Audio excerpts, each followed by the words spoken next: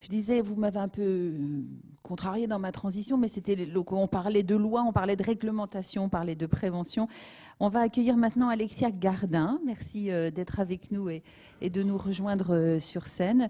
Vous êtes professeur de droit au sein du Master droit social de l'Université de Lorraine et depuis 10 ans, vous enseignez la santé et la sécurité au travail. Alors, je n'ai pas oublié la première question. Je ne sais pas si vous pouvez y répondre, mais on y revient quand même. Des policiers qui verbalisent dans la rue des entreprises qui ne seraient pas respectueuses de la loi, c'est envisageable aujourd'hui avec notre droit français ? Je pense qu'on est à côté du sujet quand même.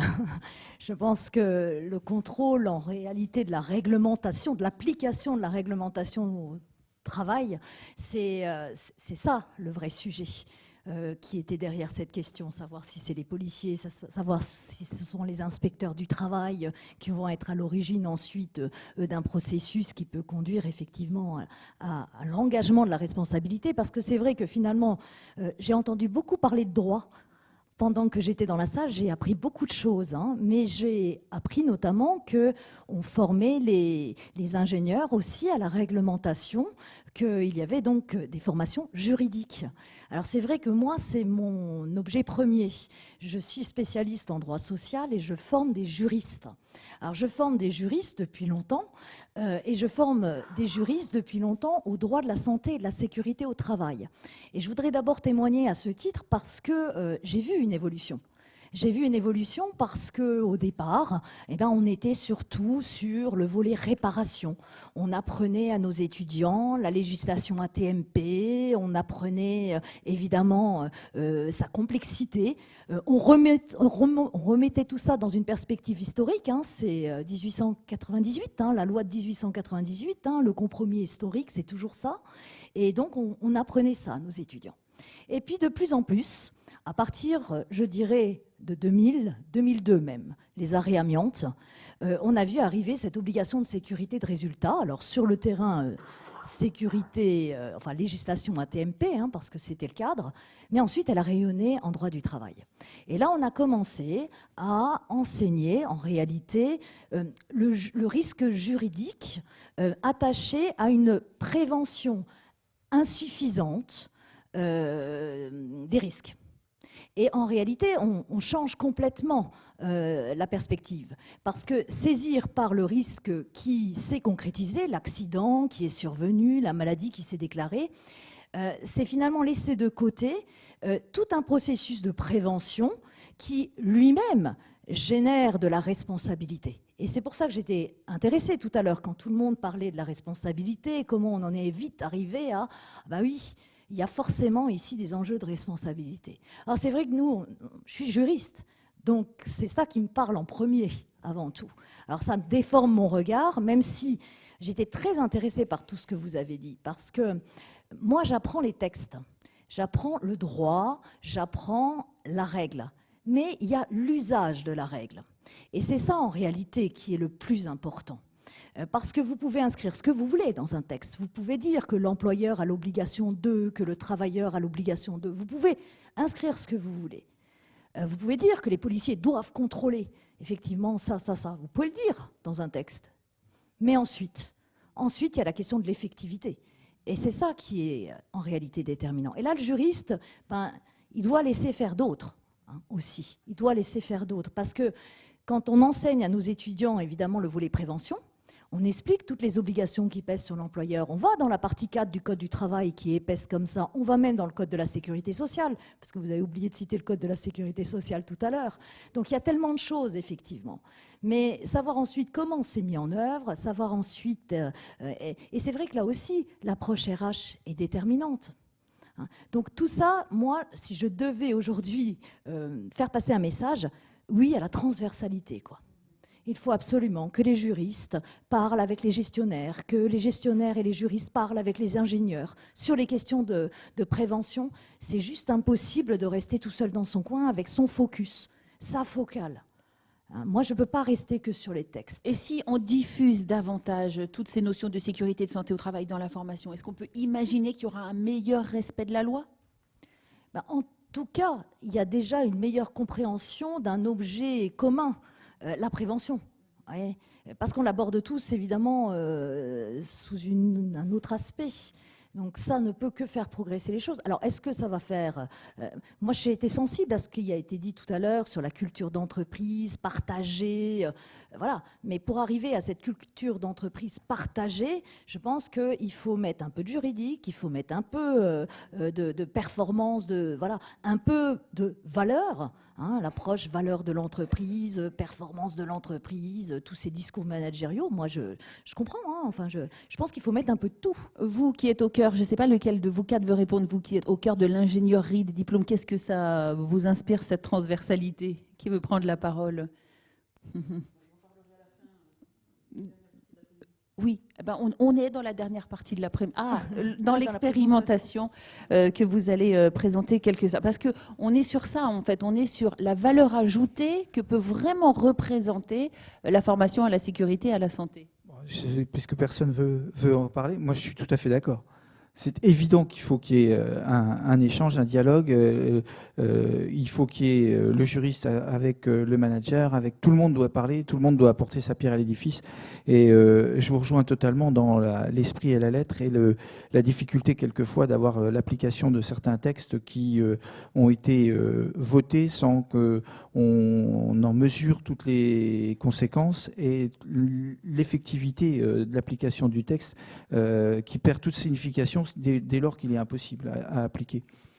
Oui, il y a déjà, c'est vrai, le texte ne fait pas la règle en fait. Hein. C'est le texte et l'interprétation du texte. Et la plupart des textes aujourd'hui laissent tellement de place en réalité à 2, 3, 4 interprétations. Et tant qu'un juge n'est pas saisi pour dire quelle est la bonne interprétation, on va avoir du mal à se positionner. Et avec des évolutions, parce qu'il y a des interprétations qui sont données, qui sont changées. La nouvelle loi dont on parlait, qui doit sortir en mars 2022, il y a 47 décrets d'application qui sont attendus, qui doivent être faits dans les 4 mois ou les 5 mois qui viennent, qui vont tous être aussi touffus les uns que les autres, et il va automatiquement y avoir des problèmes et des nécessités d'interprétation. Et le temps que le magistrat, que ça passe en appel, en cassation, que ça revienne, etc., on va mettre 3 ans avant d'avoir véritablement quelque chose d'applicable. Oui, mais c'est là aussi où le savoir juridique peut avoir aussi sa place, parce que moi je suis chercheur, hein. Avant tout je suis enseignant-chercheur, donc vous avez souvent du mal dans les sciences dures à imaginer qu'on fait de la recherche en sciences humaines et sociales, parce qu'on n'est pas dans un laboratoire, parce qu'on n'est pas effectivement dans les conditions que dans les représentations on associe à la recherche, mais je fais de la recherche en droit. Et cela signifie en réalité que je réfléchis sur les textes, aussi sur l'application des textes et aussi sur l'usage que l'on fait des textes. Voilà, les acteurs, que font-ils de l'usage des textes? Laurent Perrin, vous voulez intervenir? J'ai dit que je disais rien tout de suite, mais je ne peux pas me retenir. C'est ce que je disais tout à l'heure. Il y a l'esprit du législateur encore avant. Ceux qu'ils ont imaginé en écrivant quelque chose, et qui n'est pas toujours facile à écrire ni à reprendre. Et c'est pire quand on est en droit européen, parce que ce n'est pas automatiquement la même langue en plus. Donc on travaille des fois sur des traductions, et si vous travaillez sur REACH par exemple, sur la dangerosité des produits chimiques, c'est hyper difficile de travailler en français vu que tout a été écrit en anglais. Et c'est toujours très délicat. Mais dans tous les cas, il faut vraiment se dire que les lois, elles sont écrites, les textes, ils sont écrits. Si vous reprenez tout ce qui est lié au DUER, ça a 20 ans, au document unique, ça a 20 ans, et nous, on a tous pris 20 ans, alors que le texte, il n'a pas bougé de base. Le fond de sauce n'a pas bougé. Et les us et coutumes, les façons d'interpréter ce que vous acceptez dans votre acceptabilité, votre assumabilité plutôt du risque, aussi bien pour le monde industriel de 2001 et de 2021, n'est plus du tout le même. Donc automatiquement, l'usage, la représentation sociétale d'une loi twist complètement des fois. Hein. Donc on se retrouve, j'allais dire, à pis sur deux, mais à l'opposé de ce qu'on était il y a 20 ans, de ce qu'on pouvait accepter ou pas. Le fait qu'en France, on acceptait des morts au travail au sens sociétal, hein, au sens de la communauté, la France, il y a 30 ans, 20 ans, ou l'année dernière, et dans 5 ans, c'est pas du tout pareil. Voilà.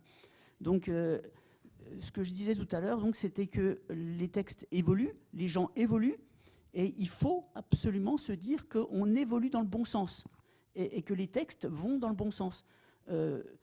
critiquer des modifications du Code du travail à l'heure actuelle, en ce moment, c'est une chose. Parce que la critique, elle doit être participative, elle doit être là. Sinon, ça serait un peu dictatorial quand même. Donc la discussion est d'être engagée, mais après, il faut se dire que ça doit quand même aller dans le bon sens, et s'accrocher sur l'ancien système n'est pas automatiquement le bon, parce que ça veut dire qu'on reste ancré sur l'avant, et dire qu'avant c'était mieux, etc. Ben non, avant c'était avant. Et quand vous discutez avec des étudiants qui ont 20 ans en ce moment, c'est-à-dire que AZF Toulouse, ils ne connaissent pas. Hein. Moi, les étudiants que je vois en ce moment arriver en M1, si je leur parle d'AZF à Toulouse, ils me disent « oui, c'est quoi ?» Voilà. C'est pas parce que ça passe sur BFM qu'ils sont au courant. Hein. Donc la seule chose qu'ils se disent, c'est que le développement durable ne les intéresse pas au sens propre du terme, en ce moment. À 20 ans, quelqu'un n'est pas intéressé par le développement durable. Il est intéressé par l'éthique, par la responsabilité sociétale. Il veut voir comment on lui fait rentrer ça et comment notre pédagogie, comment une école qui a 130 ans, elle réussit à être conforme à l'image actuelle de ce qu'ils ont en tête et de ce qu'ils voient, y compris à travers des réseaux sociaux. Hein. Parce que c'est leur miroir, c'est toutes leurs sources, leurs inputs, leurs entrées d'informations. J'ai une réaction ici, après je vous laisserai réagir. Bonjour, je m'appelle Fabio Decker, je suis membre du conseil d'administration de la CARSAT, mais je prends plus l'étiquette. Il manque une personne aujourd'hui dans cette table ronde, c'est la personne qui va réprimander. Moi, je suis assesseur au tribunal d'instance du pôle social à Troyes, et donc la sécurité de santé au travail ne fait pas gagner de l'argent, par contre, elle évite d'en perdre. Donc, ça s'appelle l'erreur inexcusable. Aujourd'hui, on n'a pas traité de l'erreur inexcusable, c'est que de mettre en place la santé et sécurité au travail dans une entreprise permet de pallier à tous ces incidents de danger. Ça fait 20 ans que je suis dans l'entreprise agricole. On a mis en place la sécurité de santé au travail le jour où j'ai eu un décès dans mon entreprise et qu'on m'a dit « Ah, ça c'est important, la sécurité de santé au travail ». Et bon voilà, c'était un point que je voulais vous signaler, c'est qu'il manque la personne qui va vous taper sur les doigts pour vous dire, alors au niveau des étudiants, au niveau des entreprises, au niveau des juristes, c'est pour ça que c'est important que vous ayez mis en place, parler du code de la sécurité sociale, parce que c'est le pôle social qui gère et qui va réprimander quand c'est pas bien fait. Et une autre intervention ici. Merci. Un élément qu'on n'a pas vu jusqu'à présent, c'est que je suis, moi, persuadé que tout patron qui veut la performance de son entreprise doit construire dans son entreprise un moment de sécurité, donc être volontaire par rapport à ça et qu'il entraîne toute l'entreprise. La preuve, hein, c'est que les entreprises qui ont un document unique vivant, qui travaillent, ont eu beaucoup plus facile pour traverser la crise Covid. Tous les inspecteurs qui sont ici vous le diront. Hein. Mais on ne se rend pas compte qu'actuellement, faire passer le message de la sécurité est modifié parce qu'on change de civilisation. Je vous donne un seul exemple. Deux, tiens, la trottinette de votre salarié qui arrive, qui n'a pas de casque, qui roule sur la route, etc. Quel risque? Est-ce que ce sera un accident de trajet, etc. Comment on va traiter ça? Ce n'est pas un problème individuel, c'est un problème global, hein, du comportement de l'individu par rapport à sa responsabilité dans la société. Deuxième exemple, nous avons actuellement dans les carrières matériaux un gros problème de circulation d'engins. Pourquoi? Parce que les chauffeurs ont leur téléphone portable. Et bon, c'est normal, tout le monde le fait. On a tous un téléphone dans la poche. On a même utilisé ce matin le téléphone pour regarder les statistiques. Et donc, on est obligé, par exemple, de prévoir des pochettes sur les pare-brises des engins avec l'écran du téléphone à l'extérieur pour être sûr que le gars ne l'occupe pas. Mais quid de la sécurité d'une entreprise qui passe par le téléphone portable du salarié? On est dans une évolution sociale et ça, c'est pas facile et c'est beaucoup plus difficile que de faire un document unique vivant.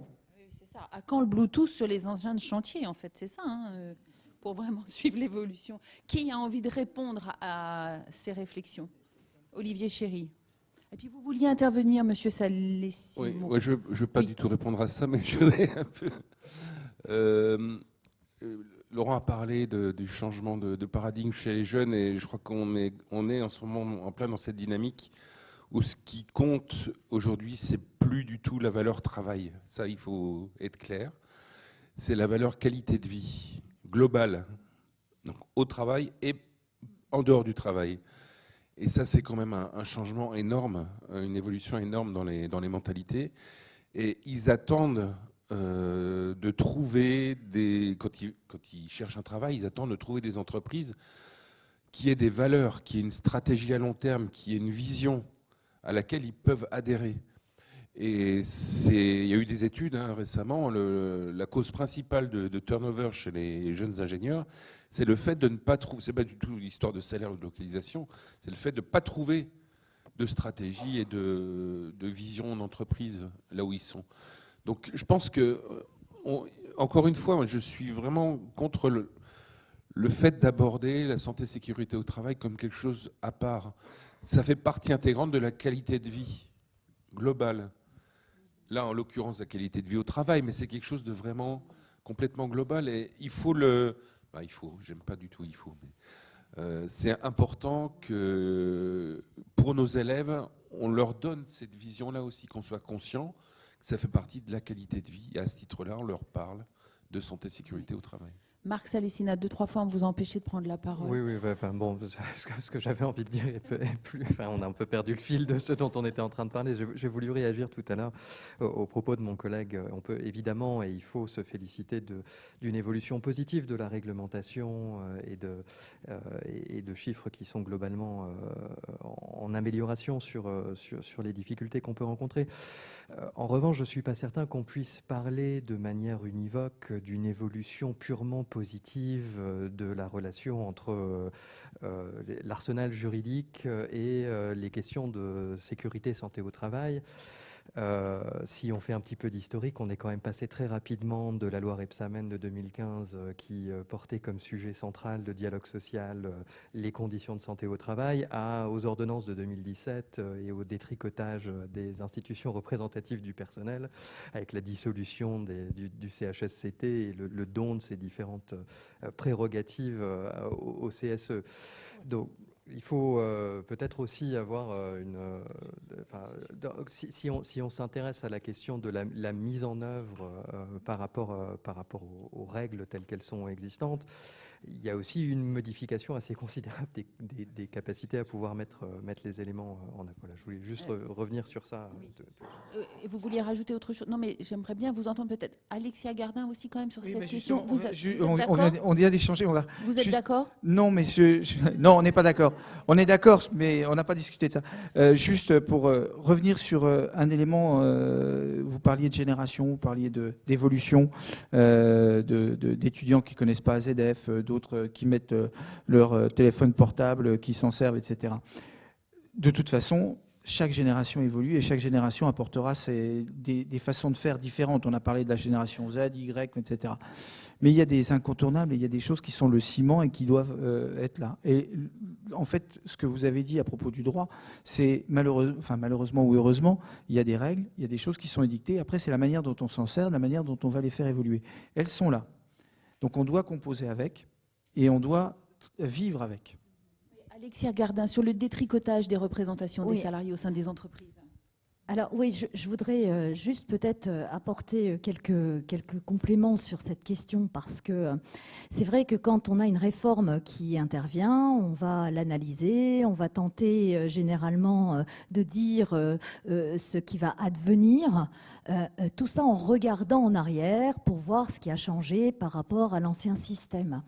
Mais ce qui s'est passé en 2017, en fait, je pense qu'on ne peut pas encore aujourd'hui vraiment mesurer ce qui s'est passé. Parce que c'est un changement en réalité de paradigme. Le législateur a décidé que désormais, les systèmes de représentation, il serait possible de les penser au niveau de l'entreprise. Donc, confiance aux partenaires sociaux de l'entreprise pour que les partenaires sociaux de l'entreprise élaborent finalement un système de représentation qui leur convient. Voilà, ça c'est effectivement la prévision du législateur. Ce que ça a donné, on ne peut pas aujourd'hui, en 2021, alors certes il y a eu un cycle électoral qui est passé, on va arriver au bout. Mais il faut étudier ça sérieusement. Je veux dire, on ne peut pas seulement faire des prédictions, dire ah ben oui, dans les entreprises, maintenant, les questions de santé-sécurité, elles ne vont plus être abordées parce que finalement, il n'y a plus de CHSCT. Ça va dépendre en réalité de ce que les acteurs vont faire, vont accepter de faire, c'est-à-dire les partenaires sociaux. Autre chose est de dire, et moi je suis la première à le dire, que s'il y a bien un levier de progression, c'est la formation des partenaires sociaux aux questions de santé et de sécurité. C'est ça, aux élus du CSE. Si moi j'ai critiqué, par exemple, la réforme de 2017, c'était là-dessus. Parce que je voyais mal comment on pouvait effectivement confier tout un tas d'attributions et de plus en plus vastes à une instance représentative du personnel que l'on nomme désormais CSE, sans donner les moyens à ceux qui vont ensuite être des élus de traiter sérieusement des questions. Parce que sinon, vous n'allez pas traiter sérieusement des questions économiques, santé, sécurité, environnementales. Allez hop, on en rajoute encore une couche. Donc franchement, Rémi c'est ça. Bardot, je pense que vous allez... Mais donc, je ne suis pas capable aujourd'hui de vous dire ce que je pense de cette réforme de 2017, bien, pas bien. Et C'est vous, pas possible. Rémi Bardot? Oui, je pense qu'il faut faire la différence entre... Parce que je pense que vous avez toute une démarche scientifique qui fait que vous allez, par exemple, attendre que le cycle complet pour pouvoir après faire peut-être une enquête. Enfin, je ne sais pas exactement. Oui, observer les réalités. Voilà. Voilà, les accords qui ont pu être conclus, qu'est-ce qui a été mis en place dans les entreprises comme système de représentation. Voilà. Et ça n'empêche pas notre bilan à nous qui est différent, qui est d'une autre nature. Hein, c'est-à-dire qu'en fait, c'est la façon dont nos élus vivent les choses, comment ils ont pu régler les problèmes, est-ce qu'ils ont réussi à se faire entendre, est-ce qu'ils ont eu suffisamment de temps, etc. Donc c'est vrai que la réforme de 2017 a généré beaucoup de difficultés en termes de moyens, et aussi en termes de charge de travail. C'est-à-dire que, et ça c'est un retour qu'on a eu assez vite quand même. Hein. Voilà. Donc après, voilà, il y a peut-être aussi... Je suis d'accord avec vous voilà, sur la question des moyens. Oui. C'est ce que j'ai dit au travers de la formation. C'est-à-dire qu'effectivement, si on pouvait critiquer, j'allais dire, le cadre légal, c'était notamment là-dessus. Oui. Hein, c'est-à-dire la question des moyens. Qu'ensuite, voilà, on appelle ça CSE, qu'on fasse disparaître les CHSCT, qu'on fusionne, tout en laissant la possibilité aux entreprises de penser par la négociation, hein, avec le dialogue social, de penser un modèle adapté. Bon, aujourd'hui, on ne peut pas trop savoir si oui ou non, ça va dans le bon sens ou pas. Mais les moyens, on est d'accord. Problème de moyens, on arrive au même constat. Voilà. Et puis vous avez fait bien la distinction entre la règle et puis l'usage, etc. Et c'est vrai qu'il y avait l'idée au moment de cette loi qu'il y allait avoir beaucoup de négociations quand même dans les entreprises, y compris pour accorder des droits supplémentaires, y compris aussi pour peut-être mieux s'organiser, mais à partir d'un accord. Or ça, en fait, ça n'a pas vraiment fonctionné. Je pourrais revenir sur la prévention. On s'éloigne un peu de notre sujet initial qui est la forme, même si c'est pas je voudrais juste rajouter par rapport, et je vous laisse la parole après. Le plus court possible. Oui, par rapport à ce qui a été dit tout à l'heure sur la nécessité de dialogue, etc. Alors là, je ne vais pas y revenir, je suis complètement d'accord, c'est nécessaire.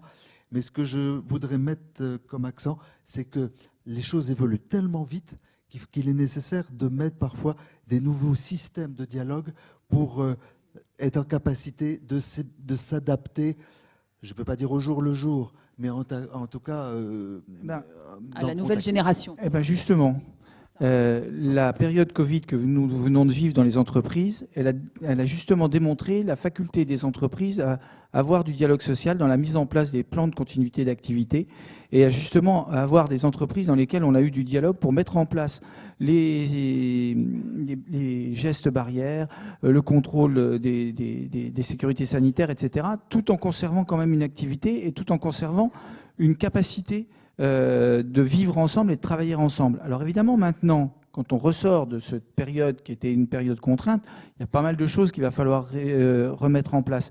Mais il n'empêche pas moins que le CSE a été consulté, les CSE ont été consultés. Il y a beaucoup d'organismes et de dialogue qui a eu lieu à ce moment-là entre les partenaires sociaux dans le cadre d'une réflexion sur la prévention protéger le salarié dans son activité au quotidien. Et ça, c'est aussi quelque chose de très intéressant. Oui, oui, oui, qui va diffuser après. Bon, si on doit finir, on a 10 Alors, minutes pour juste finir. quand même, parce que On a 10 c'est- minutes Oui, pour oui. finir. Alors, parce qu'en fait, il y a des endroits où on a négocié, il y a des endroits où on n'a pas négocié, et les plans se sont mis comme ça. Et non, attendez, juste laissez m'écouter, écoutez-moi s'il vous plaît. Le constat qu'on a fait, c'est que là où les employeurs avaient pris le temps de négocier avant de mettre le plan, et ben finalement, ils ont gagné du temps. C'est-à-dire que ensuite, tout a roulé. Et là où ils ont mis des plans sans négocier, eh bien, ça a été chaotique. Ils ont été obligés de faire machine arrière, etc. Voilà, c'est riche d'enseignements. Si on doit conclure sur la formation initiale, la valeur ajoutée de la formation initiale et qu'est-ce qu'elle peut apporter pour diffuser toutes ces idées dans les entreprises, si chacun d'entre vous, on a parlé RSE, on a parlé certification, on a parlé diplôme, etc. Si vous aviez un cran supérieur où aller pour diffuser toutes ces idées dans notre société, eh ben, ça serait quoi l'étape d'après pour vous, pour qu'on aille un peu plus loin, ou vraiment le dernier frein à lever pour que ça continue à diffuser dans les formations initiales et dans les entreprises? Je ne sais pas si c'est un frein à lever, en tout cas c'est un lien avec ce qui a été soulevé par notre collègue de l'ENSGSI tout à l'heure. Il y a une dimension dont on a finalement assez peu parlé, qui permet de faire le lien entre la formation initiale, voire la formation continue, et le monde des entreprises, qui est la notion de marque employeur. Cette marque employeur, elle existe à partir du moment où on considère que les entreprises sont en concurrence les unes avec les autres dans l'accès à leurs ressources et que donc elles doivent chercher à se distinguer pour pouvoir attirer les salariés dont elles ont besoin, les compétences dont elles ont besoin, etc. On voit se développer de manière assez marquée dans les grands axes de la marque employeur des actions qui relèvent de la santé au travail, mais en fait de manière plus large de la qualité de vie au travail, qui inclut la santé au travail et bien d'autres aspects évidemment. Ce qui veut dire qu'il y a ici deux aspects et que ça fonctionne dans les deux sens. C'est-à-dire qu'il y a à la fois un intérêt à inclure ces thématiques-là dans les étapes de formation initiale, parce qu'on aura ensuite, on espère, des salariés qui pourront contribuer utilement au fonctionnement de l'entreprise en ayant ces enjeux-là à l'esprit, voire contribuer au dialogue social dans l'entreprise en ayant ces enjeux-là à l'esprit.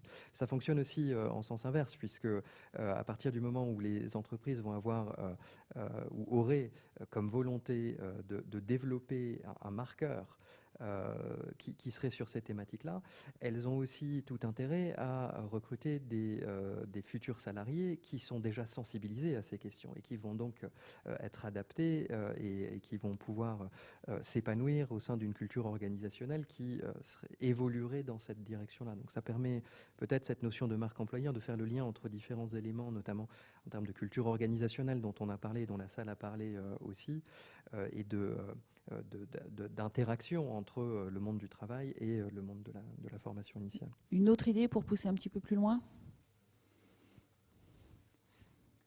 Moi, je reste sur l'idée que même en formation initiale, il faut qu'on puisse aussi ne pas rester dans nos champs disciplinaires et qu'on puisse multiplier les expériences transversales.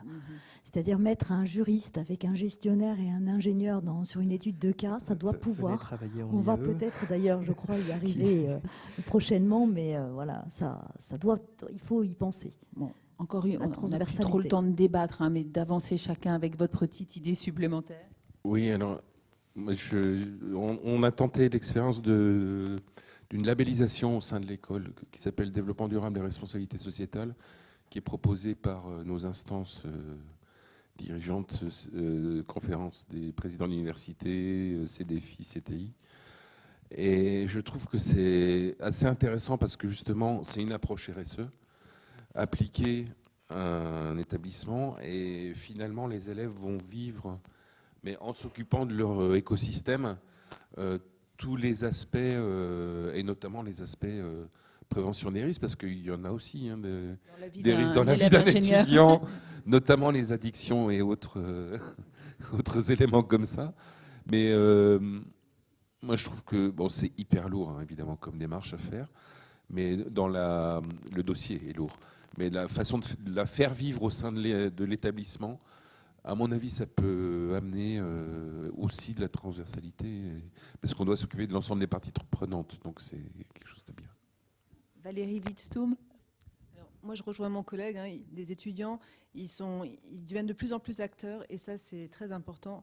Et c'est comme ça qu'on formera en fait nos futurs dirigeants. Monsieur Perrin, Laurent. Oui, merci. Je vais faire une parabole avec ce qui a été dit tout à l'heure au sujet d'un quart d'heure sécurité. Si vous faites un quart d'heure sécurité avec un chef de travaux qui a 60 ans, et si vous le faites avec celui qui a 20 ans, vous n'aurez pas le même résultat. Voilà.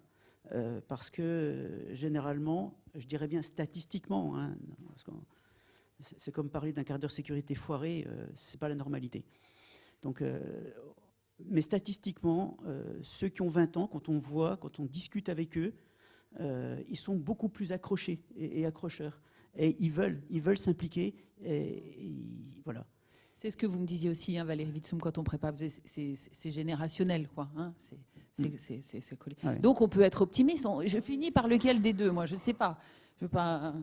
Monsieur Bardot, Monsieur Renaud. Un rendez-vous d'embauche aujourd'hui n'a rien à voir avec un rendez-vous d'embauche d'il y a 20 ans. On ne parle pas du tout des mêmes façons.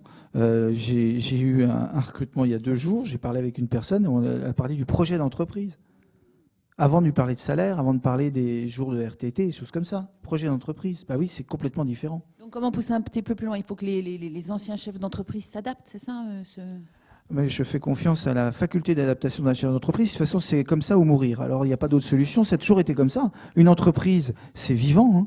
Vous savez quel était le plus gros employeur du département en 1900? C'était un fabricant de chapeaux de paille. Alors, vous savez, ça a un peu évolué. C'est un équipement de protection. Mais... Monsieur Bardot, alors vous aurez le dernier mot. Oh, alors Mais pas trop long, hein. Non, et pas trop long. Je vais utiliser un mot, c'est co-construire. C'est-à-dire que je pense que voilà, l'enseignement, etc., ça demande et les représentants des salariés et les salariés eux-mêmes et les employeurs et les étudiants et les enseignants. Et c'est vrai qu'on peut vous la poser à vous aussi, la question, Madame Alexia Gardin et Monsieur j'arrive pas avec votre nom, mais est-ce que toutes ces lois, est-ce que ces contraintes sur la sécurité et la santé au travail, ça peut être aussi l'organisation d'un nouveau dialogue social et d'un meilleur dialogue social dans l'entreprise?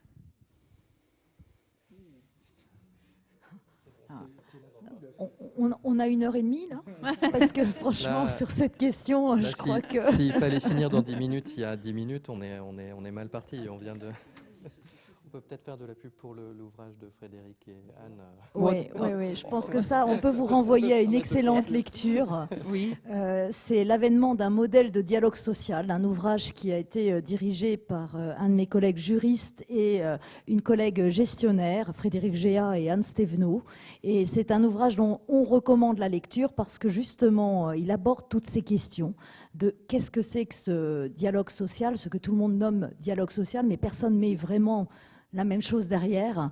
Donc déjà, voilà, il y a toute une discussion là-dessus. Et puis ensuite, c'est qu'est-ce qui fait la qualité du dialogue social? Enfin, c'est plein de questions qu'on se pose tous. Et à mon avis, il faut au moins lire l'ouvrage pour commencer à avoir peut-être des idées pour y répondre sérieusement. Donc je pense qu'il vaut mieux qu'on n'aborde pas la question là. Bon, on a peut-être un thème pour l'année prochaine alors. Je ne sais pas, vous voyez. Merci à tous. Je crois qu'on peut les applaudir. Et merci de votre participation. Il n'y a pas une dernière question? Mais alors vite.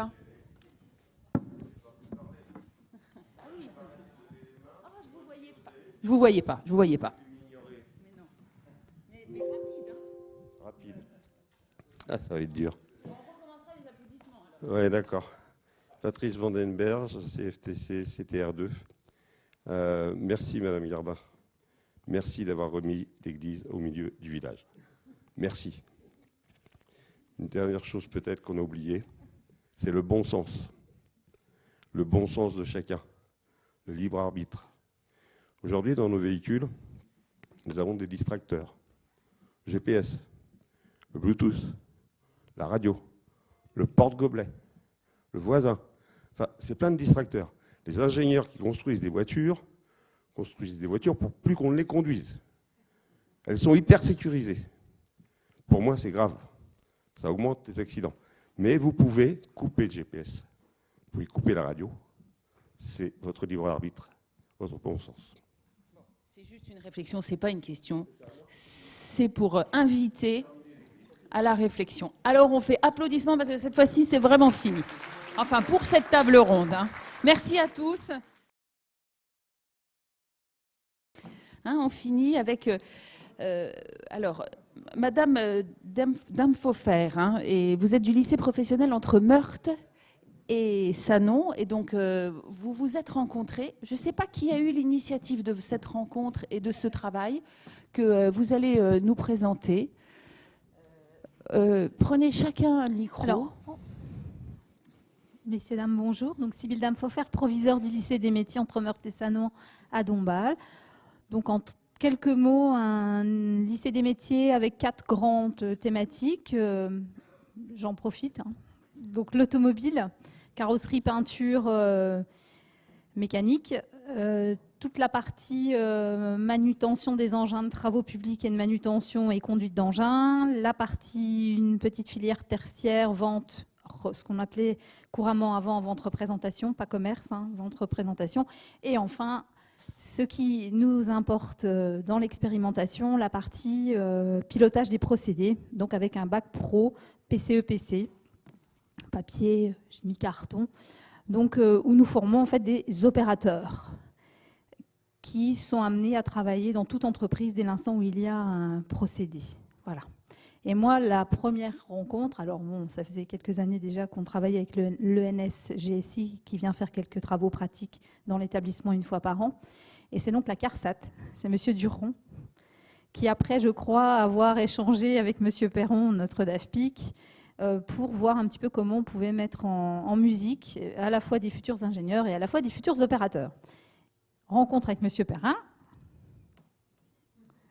et des démarrages de l'expérimentation. Alors, j'ai eu une idée un jour, pas un rêve, mais une idée, en 2001, d'essayer de faire une formation au plus près de la réalité industrielle.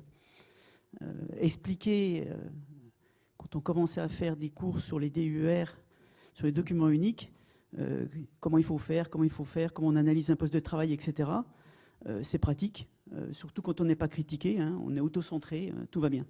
Et je me suis dit à ce moment-là, c'est vraiment dommage, on devrait pouvoir travailler avec nos étudiants, avec d'autres étudiants, pour mixer les points de vue et avoir d'autres idées, d'autres critiques, etc., et pour améliorer le système. Voilà. Et j'avais essayé de passer 2-3 coups de fil, et puis ça a échoué tout bêtement. Quand ça ne décroche pas, je ne rappelle pas, etc. Bon, bref. Et en début d'année 2021, pour vous montrer que des fois ça peut aller vite quand ça marche bien, on se téléphone avec Frédéric Durand de la CARSAT Nord-Est, et il me dit ah ouais, mais ton idée elle n'est pas bête là, celle que tu viens de me dire là. Moi je connais du monde au rectorat, etc. Je vais passer 3 coups de fil, en regarde ce qu'on peut faire. Voilà. Et ça en période de confinement, Covid, etc. Hein. Beaucoup de visio. Et puis ça, c'était en janvier-février 21. Et on a débuté une expérimentation après des prises de contact assez rapides et toutes fructueuses, avec des réticences mutuelles un petit peu, parce qu'il en faut. Et franchement, on en est à mi-parcours de notre projet qu'on a commencé au mois de septembre, qu'on va vous présenter rapidement. Et c'est difficile de trouver des points négatifs. Voilà, pour vous teaser un peu le problème, c'est qu'il n'y a pas de problème. Voilà. Et donc je pense qu'on pense hein, que ça va dans le bon sens. Alors, on vous a fait une petite présentation, travailler ensemble pour développer une démarche commune d'analyse de risque. En réalité, c'est travailler ensemble pour vivre ensemble. C'est surtout ça le leitmotiv de cette présentation et de notre expérimentation. Alors, j'en profite aussi pour remercier tous les enseignants qui ont participé à l'expérimentation et qui ne sont pas là aujourd'hui, hein, qui ont été aussi au cœur avec également l'équipe de l'ENSIC sur la réalisation des rencontres. Donc, je pense notamment M. Piazza, Mme Petit-Demange et Mme Martin. Et Mme Martin est professeure de PSE en lycée professionnel. Il y a 1 heure semaine dans les formations chaque année, prévention, santé, environnement. Alors, du point de vue état des lieux, il n'y a que 6 ou 7 images, hein, vous endormez pas. Donc, beaucoup de points communs. On part de l'idée que l'ENSIC forme des ingénieurs, des cadres responsables liées à une thématique génie chimique, génie des procédés. C'est l'acronyme GCGP qui est au centre ici. Mais en réalité, nous sommes 2 centres de formation, un qui a Bac+5 et un qui forme au niveau Bac. 2 formations très professionnalisantes. Une proximité géographique, parce que même si vous n'êtes pas vraiment du coin, entre Nancy et Dombasle, à vol de pigeon, il n'y a pas grand-chose. Une proximité thématique, donc sur le génie chimique et le génie des procédés, et une compétence HSE, hygiène, sécurité, environnement, que je ne savais pas trop tabuler en tant qu'universitaire. Je ne savais pas trop ce qui était enseigné dans les lycées professionnels. Je n'avais pas regardé les programmes nationaux. Et je pense que la réciproque était vraie de votre côté. Donc l'idée était de réunir 2 populations d'apprenants. C'est le nouveau terme inclusif, hein, de personnes qui apprennent, qui devront bientôt travailler ensemble. Il est sûr que les opérateurs vont rencontrer des cadres et que les cadres vont rencontrer des opérateurs un beau jour. Et se préparer à un environnement de travail coopératif, c'est-à-dire où tout le monde devra travailler, plus personne ne travaille dans son garage ou tout seul dans son coin. Et bien entendu, en partant de la base, qui était parfaitement acquise dans les 2 structures, que la santé et la sécurité au travail est l'affaire de tous. Et pas simplement des cadres ou, bien entendu, du chef d'entreprise ou de l'opérateur. Et le but, c'était de se dire, on va travailler ensemble, comme c'était dans le titre, donc mettre en place une situation concrète de maîtrise des risques, bien entendu, tout ça dans une vision pédagogique. Donc le partenariat, les 2 formations, le lycée des métiers que vous a présenté Madame la proviseure et l'ENSIC, alors il y avait 2 possibilités, soit on faisait rentrer directement les élèves ingénieurs, soit on commençait avec des semi-spécialistes en hygiène, sécurité, environnement, donc avec le Master SPIC qu'on a présenté tout à l'heure. Et on le verra tout à l'heure, c'est au travers des élèves des étudiants de M1, qui sont des apprentis. Et nos 2 tutelles donc, nous ont pas aidés, mais en tout cas chaperonnés, l'accord du rectorat de l'Académie de Nancy-Metz et de l'Université de Lorraine. Nous n'avons pas vraiment directement les mêmes tutelles, bien que le rectorat soit au-dessus de l'Université de Lorraine. Et puis donc l'entremetteur, la CARSAT Nord-Est, au travers de Frédéric Durand, encore merci. Donc le démarrage a été de se rapprocher pour faciliter nos parcours de formation et apprendre mieux. Donc il y a beaucoup de textes ici, mais en tout cas mobiliser des élèves du lycée professionnel et de l'ENSIC pour travailler en groupe. Donc on a pris l'option de travailler en groupe de 3 ou 4 élèves étudiants et de faire une analyse de risque et ensuite de leur apprendre à communiquer et de restituer leur ressenti, leur aperçu vis-à-vis des risques qu'ils avaient perçus, avec une véritable méthode d'analyse de risque structurée. Donc les différents acteurs, en image 5/7, hein, les différents acteurs, ceux qui sont pleinement investis dans la procédure d'évaluation sont au centre, les élèves de seconde et de première en bac pro et les élèves M1 du master. Et bien entendu, il y a une autre catégorie d'acteurs qui sont les élèves de terminale qui, eux, en fait, étaient ceux qui ont été audités en situation, en fait, dans nos ateliers. C'est-à-dire que l'idée, c'était que nos élèves ont participé, on va vous en parler là, sur une première journée, à une analyse de risque sur justement un film de l'INRS dont on vous parlera. Mais nous, on n'imaginait pas que nos élèves de bac pro, on pourrait ne faire de l'analyse de risque que sur des vidéos ou que sur des supports papier comme vous avez pu présenter. Ça nous semblait vraiment compliqué pour eux.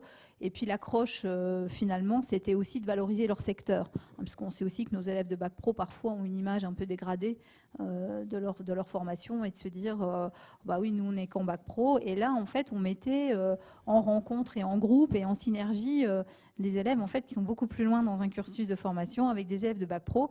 Et les élèves de terminale, en fait, étaient les élèves en situation, en atelier. Et en fait, ils nous servaient un petit peu d'échantillon pour justement analyser les risques dans nos ateliers et dans une situation de fabrication. Alors, le timing, les différentes étapes, il y en a que 4 dans le dimensionnement que l'on a réalisé aux environs du mois de mai-juin. La première étape, ça a été une rencontre le 16 septembre. Vous voyez, c'est fraîchement démoulé, hein, c'est encore chaud. Le 16 septembre, dans les locaux de l'ENSIC, où on a appris à faire connaissance. Alors, les populations sont à peu près d'une trentaine d'élèves étudiants mélangés. Faire connaissance et ne pas être trop frileux. Ces deux populations différentes sur leur parcours universitaire ou leur réussite universitaire ou académique. Ensuite, présenter des méthodes. Et là, moi, j'ai été déjà dans la préparation agréablement surpris parce qu'en réalité, l'enseignement du côté hygiène, sécurité ou santé, sécurité au travail est vraiment très, très bien fait et très bien, je dirais très bien construit plutôt que bien fait au niveau national, avec des enseignants pleinement investis. Et ce sont exactement les mêmes méthodes ou les mêmes sources d'inspiration, je dirais, que nous, on utilise au niveau à Bac+4, Bac+5. Et assez rapidement, sur cette journée à l'ENSIC, les grands ont tutoré, mais de manière un peu façon grand frère et grande sœur, mais pas du tout en disant nous, on sait plus que vous, etc.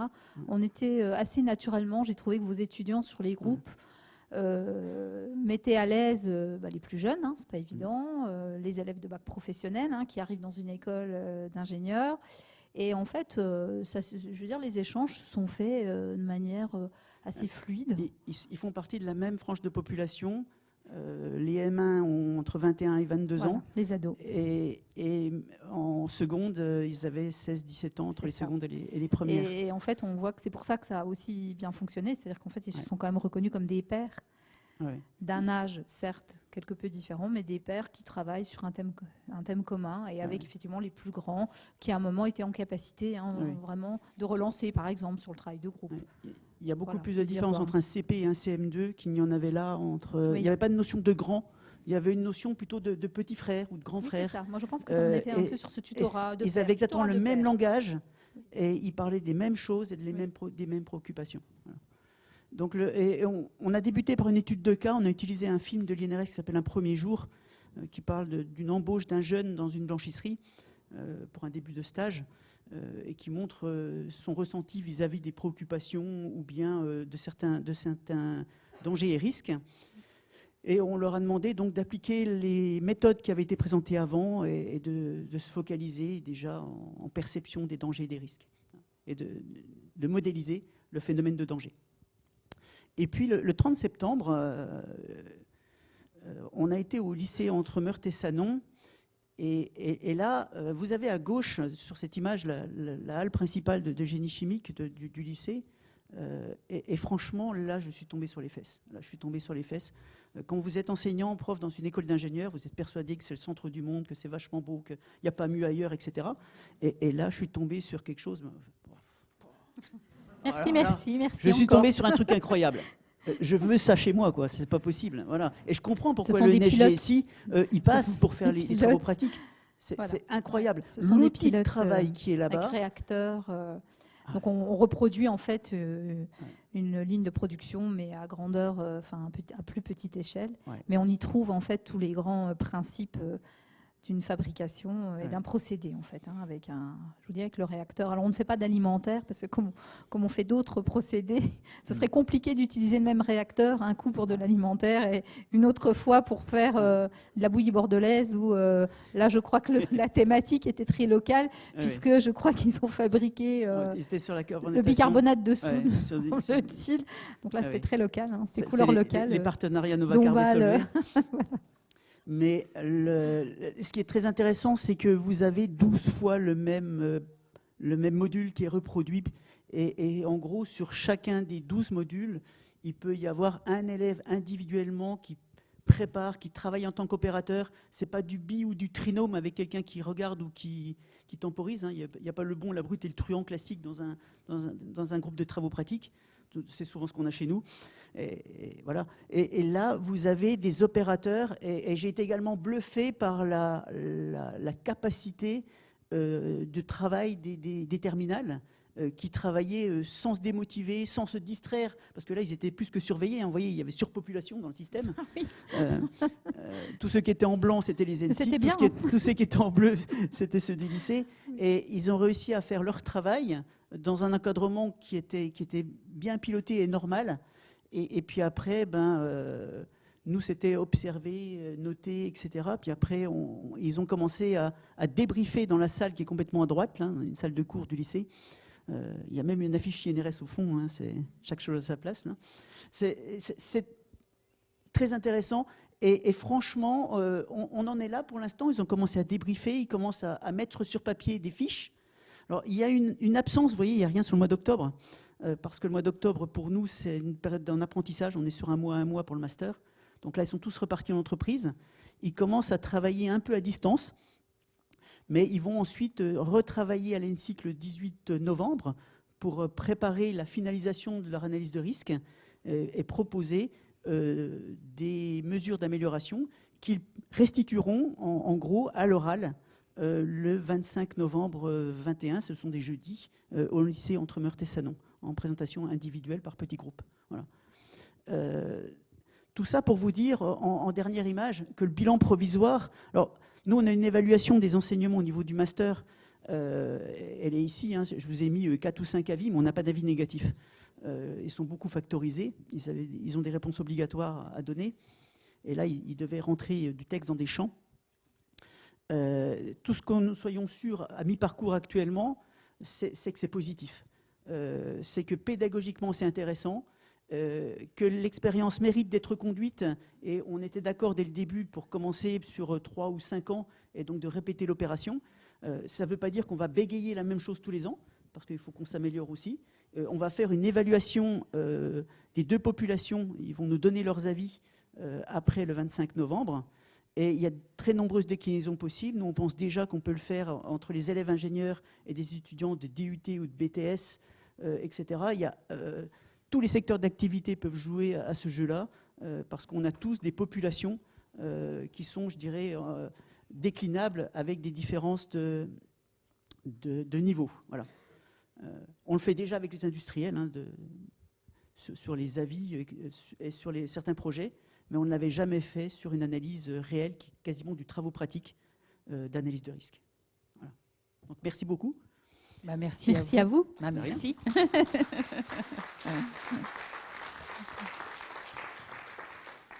J'ai envie de dire aussi merci à Frédéric Durand pour l'organisation de cette journée. On voit bien aussi dans cet après-midi le reflet de tout le travail de la CARSAT et de ce que ça permet. Et on voit bien que c'était important qu'on se rencontre.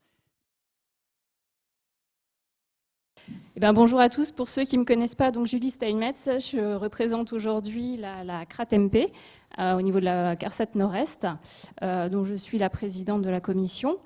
Ce que j'ai envie de vous dire là, pour clôturer donc, cette plénière, dans un premier temps, puisqu'il s'est déroulé en 2 phases, déjà c'est de m'adresser aux membres CTR pour les remercier déjà pour leur participation aujourd'hui et aussi pour les travaux qu'ils mènent, notamment en ce moment avec les commissions d'études spécialisées, dans le cadre donc du prochain CPG, et puis de les encourager à continuer sur, au moins déjà sur la mandature, enfin le restant de la mandature qui reste, et puis pour ceux qui resteront à poursuivre les travaux engagés. Et puis dans un second temps, donc pour revenir au sujet de cet après-midi, je suis vraiment ravie des échanges qui ont pu avoir lieu cet après-midi. Et je suis convaincue qu'on est sur une démarche positive, on a tout à gagner. Et vous avez beaucoup parlé de transversalité. Et moi, je parle d'intérêt commun, de toute façon, qu'on soit employeur, salarié. Il est indéniable, je pense qu'on est tous d'accord pour dire que l'enseignement supérieur, c'est un levier, enfin l'enseignement même initial et supérieur, d'aborder la culture prévention, les aspects santé, sécurité au travail de manière globale. C'est un levier sur lequel il faut agir et vous avez déjà commencé à le faire. Alors tous les secteurs d'activité, tous les organismes de formation ne sont pas au même niveau, mais dans tous les cas, on voit qu'il y a des choses qui sont engagées. Il y a des possibilités encore d'évolution et je suis vraiment confiante parce que je vois qu'il y a beaucoup de choses qui sont menées, des expérimentations, et on continue d'avancer, on fait des constats, on se pose des questions et ça va dans le bon sens. Donc on a tout à y gagner, voilà, c'est vraiment mon ressenti et j'ai hâte de voir la suite. Et pour progresser collectivement, de toute façon, on est obligé de passer par là. Voilà, c'est ce dont je voulais vous faire part aujourd'hui. Et encore une fois, je remercie aussi donc tous les participants qui ont fait le déplacement, qui ont pris du temps pour venir justement échanger sur ces sujets. Et c'était riche d'enseignements pour tout le monde, je pense. Voilà, donc merci à tous.